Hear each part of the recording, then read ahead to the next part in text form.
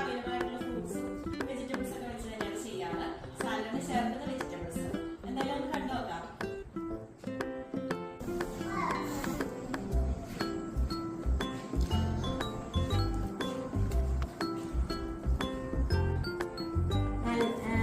Dragon fruit, guava, small tomato, green apple, mango, blueberry, dragon fruit, cabbage. പിന്നെ ഞാൻ ഇടയ്ക്ക് എടുക്കാൻ വിട്ടുപോയ ഒരു സാധനമുണ്ട്. കുറച്ച് മാതള നാരങ്ങയും പിന്നെ സ്വീറ്റ് കോണും അതും കൂടെ എടുത്തിട്ടുണ്ട്.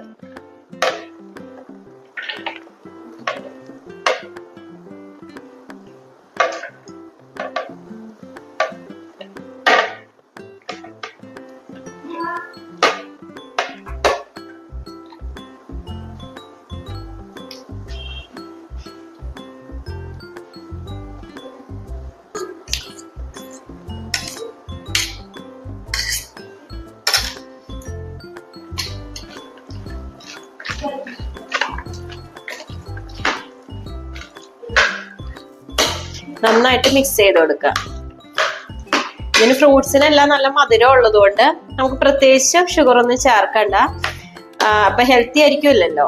അപ്പൊ ഫ്രൂട്ട്സിന്റെ മധുരവും പിന്നെ ഈ ഗ്രീക്ക് യോഗേർട്ടിന് തന്നെ ഒരു ചെറിയ ഒരു മധുരം ഉണ്ടാവും. ആ മധുരവും മതി. പിന്നെ ചിയാ സീഡ് നമ്മുടെ ഹെൽത്തിന് ഭയങ്കര നല്ലതാണ്. വല്ലപ്പോഴും ഒക്കെ ഉണ്ടാക്കി കഴിക്കണേ നല്ലതായിരിക്കും.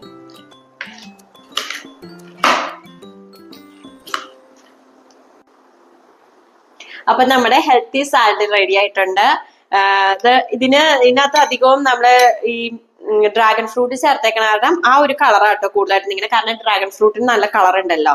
അപ്പൊ ഇത് പിള്ളേർക്ക് ഇഷ്ടമായ നോക്കാം.